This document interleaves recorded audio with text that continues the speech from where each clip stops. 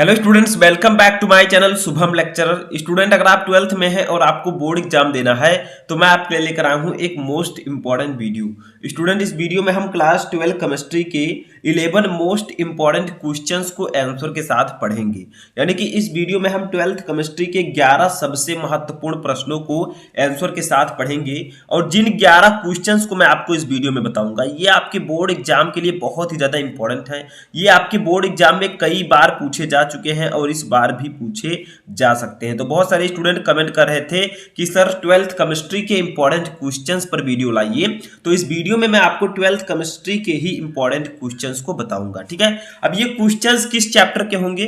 तो ये क्वेश्चन आपके ऑर्गेनिक केमिस्ट्री यानी कि कार्बनिक रसायन से हैं। चैप्टर का नाम कहें तो एल्कोहल, फिनॉल एवं ईथर, एल्डिहाइड, कीटोन एवं कार्बोक्सिलिक एसिड, एमीन और जैव अणु, इन चारों चैप्टर्स के क्वेश्चंस को मैंने इस वीडियो में लिया है। ठीक है, तो अगर आपको बोर्ड एग्जाम देना है तो इस वीडियो को आप लोग लास्ट तक देखते रहें, क्योंकि ये क्वेश्चन आपके बोर्ड एग्जाम के लिए बहुत ही ज्यादा इंपॉर्टेंट है।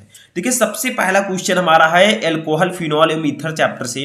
क्वेश्चन क्या है कि ल्यूकास परीक्षण क्या है, यह किस प्रकार के यौगिकों की पहचान में उपयोगी है। ये वेरी इंपॉर्टेंट क्वेश्चन है, वेरी वेरी इंपॉर्टेंट। ठीक है, यानी कि व्हाट इज ल्यूकास टेस्ट, यानी कि ल्यूकास परीक्षण क्या है और यह किस प्रकार के यौगिकों की पहचान के लिए उपयोगी है। ठीक है, तो देखिए सबसे पहले हम जानते हैं ल्यूकास परीक्षण होता क्या है। देखिए, सबसे पहले ये जान लें कि ल्यूकास परीक्षण जो है इसको हम एल्कोहलों की पहचान के लिए यूज करते हैं। ठीक है, देखिए कमरे के ताप पर अज्ञात एल्कोहल की सूक्ष्म मात्रा में ल्यूकास अभिकर्मक मिलाकर मिश्रण को हिलाते हैं। एल्कोहल HCl के साथ क्रिया करके एक एल्किल क्लोराइड बनाता है जो परीक्षण विलयन में धुंधलापन उत्पन्न कर देता है। यानी कि सबसे पहले आप ये जान लीजिए कि ल्यूकास परीक्षण को हम एल्कोहल के लिए यूज करते हैं। ठीक है, एल्कोहल में विभेद करने के लिए हम ल्यूकास परीक्षण को करते हैं। अब एल्कोहल आपको पता है 3 प्रकार के होते हैं, प्राथमिक एल्कोहल, द्वितीयक एल्कोहल, तृतीयक एल्कोहल। तो इन्हीं तीनों की पहचान के लिए हम ल्यूकास परीक्षण को करते हैं। ठीक है, अब ल्यूकास अभिकर्मक क्या है? सांद्र HCl और निर्जल ZnCl2 के मिश्रण को हम ल्यूकास अभिकर्मक कहते हैं। अभी मैं बताऊंगा आपको। तो सबसे पहले ये जान लिया कि जब हम कमरे के ताप पर अज्ञात एल्कोहल की सूक्ष्म मात्रा में ल्यूकास अभिकर्मक मिलाकर मिश्रण को हिलाते हैं तो एल्कोहल HCl से क्रिया करके एक एल्किल क्लोराइड बनाता है और जब ये एल्किल क्लोराइड बनाता है तो क्या होता है, वो जो विलयन है उसमें धुंधलापन उत्पन्न हो जाता है। ठीक है, तो उसी धुंधलापन के आधार पर हम इस प्राथमिक, द्वितीयक एवं तृतीयक एल्कोहल को पहचानते हैं। अब एक चीज देखिए, धुंधलापन उत्पन्न करने में लगे समय के आधार पर इनकी पहचान की जाती है। जैसे देखिए यहां पर आपका रिएक्शन क्या है? रिएक्शन है ROH। ये क्या है? ये आपका है एल्कोहल। ठीक है, इसकी अभिक्रिया हमें किससे करानी है? HCl से और निर्जल ZnCl2 और निर्जल ZnCl2 यानी कि जिंक क्लोराइड। ठीक है, इसकी अभिक्रिया हमने कराया तो देखिए क्या बनेगा, ये R और ये Cl इकट्ठा हो जाएंगे, RCl। यही है आपका एल्किल क्लोराइड या हम इसे क्लोरो एल्केन भी कह सकते हैं। ठीक है, और प्लस बचेगा क्या? देखिए H2O बचा हमारा तो H2O लिख देंगे। ठीक है, तो यही बना आपका, ये क्या है? ये है एल्कोहल। एल्कोहल, ठीक है, ये है HCl और निर्जल ZnCl2। ये है एल्किल क्लोराइड, एल्किल क्लोराइड या फिर इसे क्लोरो एल्केन भी हम कह सकते हैं। तो ये एल्किल क्लोराइड है, R जो है ये एल्किल है। ठीक है, तो ये हमारा बन गया और जब यहां पर एल्किल क्लोराइड बनेगा तो धुंधलापन उत्पन्न होगा और धुंधलेपन के उत्पन्न होने में लगे समय के आधार पर हम प्राथमिक, द्वितीयक एवं तृतीयक एल्कोहल की पहचान करते हैं। अब ल्यूकास परीक्षण का यूज हम क्यों करते हैं? देखिए, अगर तृतीयक एल्कोहल तुरंत ही धुंधलापन उत्पन्न कर देता है, यानी कि जैसे ही आप तृतीयक एल्कोहल को ल्यूकास परीक्षण के साथ आप क्रिया कराएंगे तो ये तुरंत ही धुंधलापन उत्पन्न कर देगा। जब RCl बनेगा एल्किल क्लोराइड तो तुरंत ही धुंधलापन उत्पन्न हो जाता है। इससे हम पहचान जाते हैं कि ये तृतीयक एल्कोहल है। और द्वितीयक एल्कोहल में क्या होता है? द्वितीयक एल्कोहल लगभग 5 से 10 मिनट पश्चात धुंधलापन उत्पन्न करता है। यानी कि मान लीजिए हम इस एल्कोहल के स्थान पर द्वितीयक एल्कोहल ले लें और उसकी अभिक्रिया किससे कराएं? ल्यूकास अभिकर्मक से, तो 5 से 10 मिनट बाद धुंधलापन उत्पन्न होगा। तो हम पहचान जाएंगे कि ये है द्वितीयक एल्कोहल। और प्राथमिक एल्कोहल में क्या होगा? प्राथमिक अल्कोहल कमरे के ताप पर क्रिया नहीं करते परंतु गर्म करने पर धुंधलापन देते हैं। यानी कि प्राथमिक अल्कोहल जो है वो कमरे के ताप पर क्रिया नहीं करते, ठीक है, उसमें धुंधलापन उत्पन्न नहीं होता है, लेकिन गर्म करने पर धुंधलापन उत्पन्न होता है, ठीक है।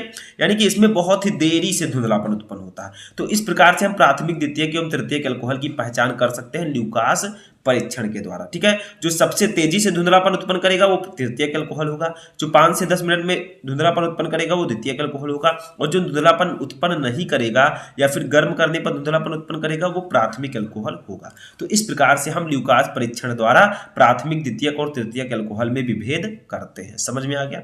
चलिए नेक्स्ट क्वेश्चन देखते हैं। अब देखिए हमारा दूसरा क्वेश्चन है इसी चैप्टर से कि अल्कोहल का जलीय विलयन विद्युत कुचालक होता है क्यों? यानी कि अल्कोहलों का जो जलीय विलयन होता है वो विद्युत कुचालक होता है, उसमें विद्युत धारा का प्रवाह नहीं होता, ऐसा क्यों? देखिए ध्यान से समझिए। अल्कोहलों में सहसंयोजक आबंध पाए जाने के कारण इनके जलीय विलयन में कोई आयन उपस्थित नहीं होता। यानी कि अल्कोहलों के मध्य सहसंयोजक बंध पाए जाते हैं जिनके कारण इनके जलीय विलयन में कोई आयन नहीं होता है, और आयनों की अनुपस्थिति के कारण इनका जलीय विलयन विद्युत का कुचालक होता है। और जब विलयन में आयन ही नहीं होंगे तो वो क्या होगा? विद्युत का कुचालक होगा, ठीक है। तो इसीलिए अल्कोहलों का जलीय विलयन विद्युत का कुचालक होता है, क्योंकि अल्कोहलों में सहसंयोजक आबंध पाए जाते हैं, ठीक है। चलिए तीसरा क्वेश्चन देखते हैं। तीसरा क्वेश्चन हमारा है कि मेथिल अल्कोहल के दो भौतिक गुणधर्म लिखिए। जो मेथिल अल्कोहल होता है CH3OH, ये है आपका मेथिल अल्कोहल। इसके दो भौतिक गुण आपको लिखना है। तो सबसे पहला गुण हम लिखते हैं, देखिए यह एक रंगहीन, यह एक रंगहीन, ज्वलनशील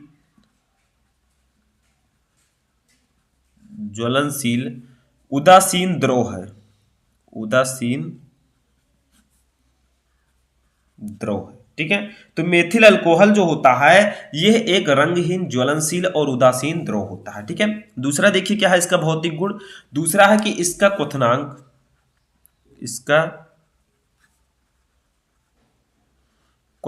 इसका जो बॉइलिंग पॉइंट होता है वो कितना होता है? 64 दशमलव, ठीक है, 64, सॉरी फिर से मैं लिख देता हूं, 64.7 डिग्री सेल्सियस होता है, ठीक है, होता है। तो देखिए मेथिल अल्कोहल के दो भौतिक गुण कौन कौन से हैं? पहला है कि मेथिल अल्कोहल एक रंगहीन, ज्वलनशील और उदासीन द्रव है।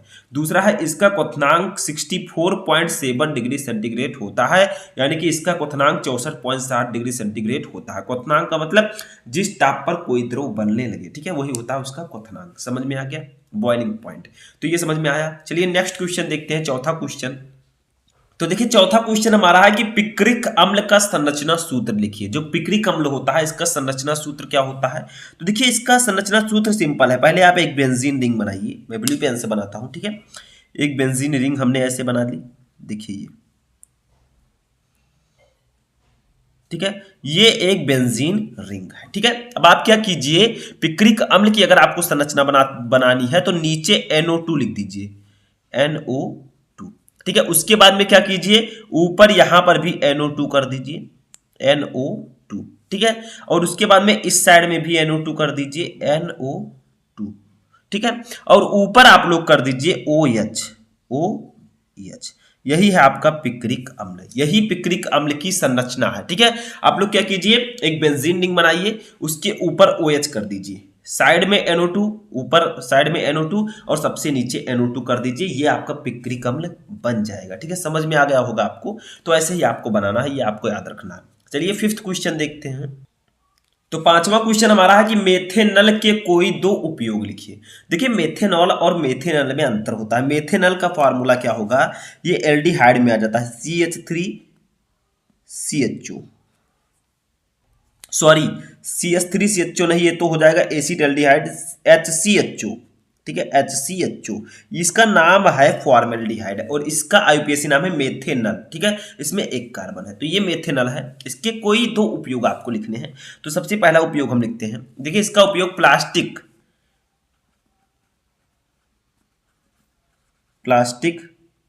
जैसे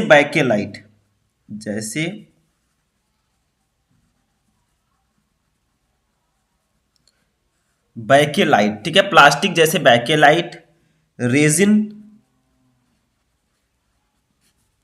इत्यादि के निर्माण में, के निर्माण में। ठीक है, तो सबसे पहला यूज क्या है मेथेनॉल का? मेथेनॉल का प्रयोग हम प्लास्टिक जैसे बैकेलाइट, रेजिन इत्यादि के निर्माण में इसका यूज करते हैं। दूसरा आपका है यूरोट्रोपिन के निर्माण में, यूरोट्रोपिन के निर्माण में, यूरोट्रोपिन के निर्माण में इसे गठिया तथा मूत्र जनित संक्रमण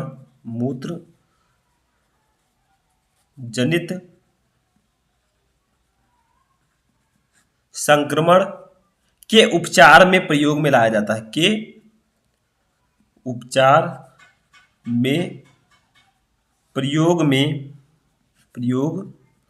में लाया जाता है। ठीक है, तो देखिए क्या है क्वेश्चन कि मेथेनॉल के कोई दो उपयोग लिखिए। सबसे पहला उपयोग मेथेनॉल का है प्लास्टिक जैसे बैकेलाइट, रेजिन इत्यादि के निर्माण में इसका यूज किया जाता है। दूसरा है यूरोट्रोपिन के निर्माण में इसे गठिया तथा मूत्र जनित संक्रमण के उपचार में इसका प्रयोग किया जाता है। ठीक है, समझ में आ गया। चलिए नेक्स्ट क्वेश्चन देखते हैं जो कि हमारे एमीन चैप्टर से है। तो देखिए क्वेश्चन क्या है कि CH3 CH नीचे NH2 फिर CH2 CH3 इसका IUPAC नाम क्या होगा? तो सबसे पहले आप लोग समझिए ये एमीन है। ठीक है, तो कितने कार्बन है? एक। हम इधर से गिनती करेंगे, देखिए इधर से NH2 फंक्शनल ग्रुप जो है नजदीक है, तो इधर से गिनती करेंगे 1 2 3 4। ठीक है, तो ये हो जाएगा मेथ एथ प्रोप ब्यूट, तो इसका नाम हो जाएगा ब्यूटेन। अब कितने नंबर पर ये लगा है? NH2, यानी कि NH2 कितने नंबर पर लगा है, कितने कार्बन पर? 2 पर। ठीक है, तो हम लिखेंगे ब्यूटेन 2, फिर लिख देंगे एमीन। ठीक है, तो ब्यूटेन 2 एमीन इसका IUPAC नेम हो जाएगा। समझ में आ गया? देखिए मेथ एथ प्रो ब्यूट, ब्यूटेन 2 पर लगा है एमीन, तो 2 एमीन, ब्यूटेन 2 एमीन, सिंपल है। ठीक है, समझ में आ गया। चलिए नेक्स्ट क्वेश्चन देखते हैं जो कि हमारे जैव अणु चैप्टर से है। तो देखिए क्वेश्चन क्या है कि संतुलित भोजन के मुख्य घटक क्या हैं, यानी कि जो संतुलित भोजन हम करते हैं इसके मुख्य घटक कौन कौन से होते हैं, हम क्या क्या लेते हैं अपने भोजन में। तो देखिए संतुलित भोजन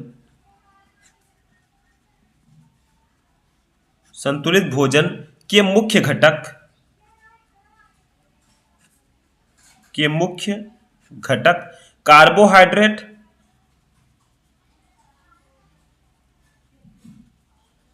कार्बोहाइड्रेट, प्रोटीन, वसा, विटामिन तथा खनिज लवण है। तो संतुलित भोजन के मुख्य घटक कौन कौन से हैं जो हम डेली लेते हैं? तो संतुलित भोजन के मुख्य घटक कार्बोहाइड्रेट, प्रोटीन, वसा, विटामिन तथा खनिज लवण हैं जो कि हम डेली एब्जॉर्ब करते हैं, हम डेली लेते हैं। ठीक है, समझ में आ गया। चलिए नेक्स्ट क्वेश्चन देखते हैं। तो हमारा 8वां क्वेश्चन है। तो देखिए 8वां क्वेश्चन है कि एक डाइसैकेराइड का सूत्र व नाम लिखिए। तो डाइसैकेराइड इसका सूत्र और नाम क्या होगा? ये कार्बोहाइड्रेट का एक प्रकार है। ठीक है, तो देखिए सुक्रोज एक डाइसैकेराइड है, सुक्रोज एक डाइसैकेराइड है। ठीक है, एक डाइसैकेराइड है।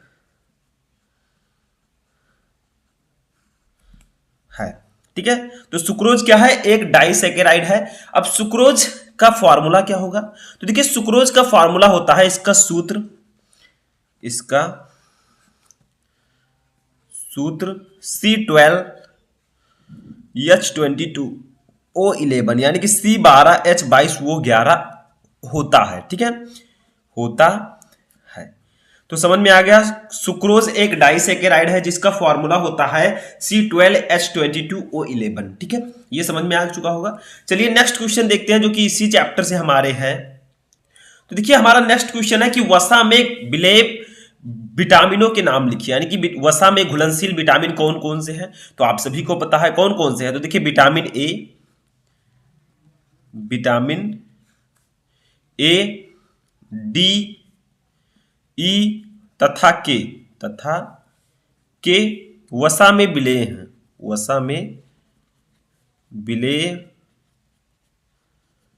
हैं, हैं। ठीक है, तो वसा में घुलनशील विटामिन कौन कौन से हैं? Vitamin A, vitamin D, vitamin E, vitamin के, ये वसा में घुलनशील विटामिन है। अगर आप लोग इसको याद करना चाहें तो कीड़ा लिख सकते हैं। देखिए कीड़ा, अब कीड़ा जो है पानी में नहीं घुलता है, यानी कि ये जल में घुलनशील नहीं है। कोई भी कीड़ा ले लीजिए, आप उसे पानी में डालिए तो वो नहीं घुलेगा। ठीक है, वैसे एक एग्जांपल मैं बता रहा हूं ताकि आपको समझ में जाए। तो ये कीड़ा जो है वसा में घुल सकता है, तो वसा में आप लोग इसे घोलिए। तो वसा में घुलनशील विटामिन कौन कौन से हैं? के ई डी ए, यानी कि कीड़ा। ठीक है, ए डी ई के भी आप कह सकते हैं। तो ये सब वसा में घुलनशील विटामिन है। समझ में आ गया? चलिए 10 नंबर क्वेश्चन देखते हैं। तो देखिए हमारा 10 नंबर क्वेश्चन है कि एंजाइम क्या है, इनके प्रमुख लक्षण बताइए। यानी कि एंजाइम्स क्या होते हैं। तो देखिए एंजाइम क्या होते हैं, डेफिनेशन समझिए। एंजाइम वे गोलीय प्रोटीन है जो जीवन तंत्र की रासायनिक अभिक्रियाओं में जैविक उत्प्रेरक का कार्य करती हैं। यानी कि एंजाइम जो है, हम लोगों के शरीर में जो जैविक क्रियाएं होती हैं उनमें ये उत्प्रेरक का काम करती हैं। ठीक है, तो एंजाइम वे गोलीय प्रोटीन है जो जीवन तंत्र की रासायनिक अभिक्रियाओं में जैविक उत्प्रेरक का कार्य करती हैं। ठीक है, जो हमारे अंदर क्रियाएं होती है, रासायनिक अभिक्रियाएं होती हैं, उनके अंतर्गत एंजाइम उत्प्रेरक का कार्य करता है। ठीक है, एंजाइम भी एक प्रकार का प्रोटीन है। तो यहां पर अब हम देखेंगे एंजाइम के प्रमुख लक्षण कौन कौन से हैं। तो चलिए देखते हैं एंजाइम के लक्षण कौन कौन से हैं। फर्स्ट है कि सभी एंजाइम प्रोटीन हैं। सभी एंजाइम प्रोटीन होते हैं। ठीक है, प्रोटीन होते हैं। ठीक है, तो एंजाइम के महत्वपूर्ण लक्षण कौन कौन से हैं? सभी एंजाइम प्रोटीन होते हैं, यानी कि जितने भी एंजाइम है वो प्रोटीन होते हैं। ठीक है, लेकिन सभी प्रोटीन एंजाइम नहीं होते, ये भी नियम है।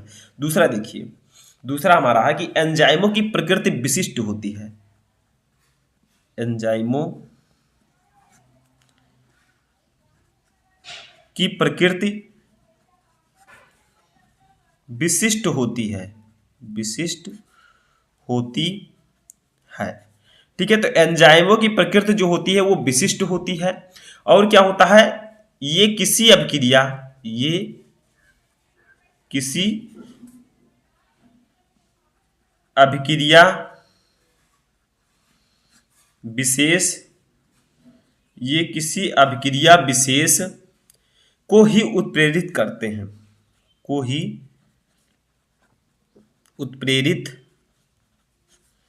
करते हैं। ठीक है, तो देखिए दो लक्षण कौन कौन से एंजाइम के। देखिए पहला है सभी एंजाइम प्रोटीन होते हैं। दूसरा है कि एंजाइमों की प्रकृति विशिष्ट होती है, यानी कि ये किसी अभिक्रिया विशेष को ही उत्प्रेरित करते हैं। यानी कि जो विशिष्ट अभिक्रिया है, जो कोई विशेष अभिक्रिया होती है, स्पेशल अभिक्रिया, उसको ही उत्प्रेरित करते हैं। ठीक है, तो ये दो लक्षण है एंजाइम के। समझ में आ गया?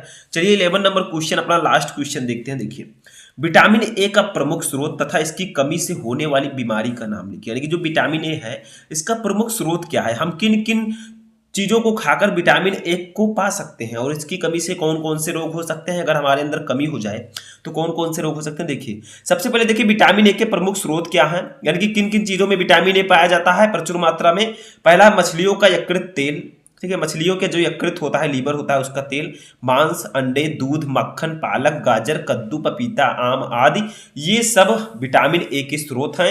यानी कि इन सब चीज़ों में विटामिन ए पाया जाता है, और विटामिन ए हमारी आंखों के लिए बहुत ही ज़्यादा यूजफुल है। ठीक है, अब विटामिन ए की कमी से कौन कौन सी बीमारियां हो सकती है। तो देखिए विटामिन ए की कमी से होने वाली बीमारियां निम्न है। नंबर 1 रतौंधी। ठीक है, यानी कि आपको रात में नहीं दिखेगा, ये रतौंधी है। इसीलिए मैं कहता हूँ विटामिन ए हमारी आंखों के लिए बहुत ही इंपॉर्टेंट है।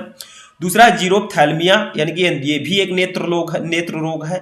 ठीक है, सभी नेत्र रोग रिलेटेड हैं। तीसरा संक्रमण के प्रति प्रतिरोध कम हो जाना, यानी कि अगर हम इनको नहीं लेते हैं तो कोई भी संक्रमण होता है उसके प्रति लड़ने की जो क्षमता हमारी है वो कम हो सकती है। शिशुओं की वृद्धि मंद होना तथा त्वचा का शुष्क होना। ठीक है, तो ये सब विटामिन ए की कमी से होने वाली बीमारियां, जिसमें 2 बीमारियां मुख्य हैं, एक रतौंधी और एक जीरोप्थैल्मिया। ठीक है, तो ये दोनों मेन है। तो यहाँ पर मैंने आपको 12th ऑर्गेनिक केमिस्ट्री के 11 मोस्ट इंपॉर्टेंट क्वेश्चन बताए।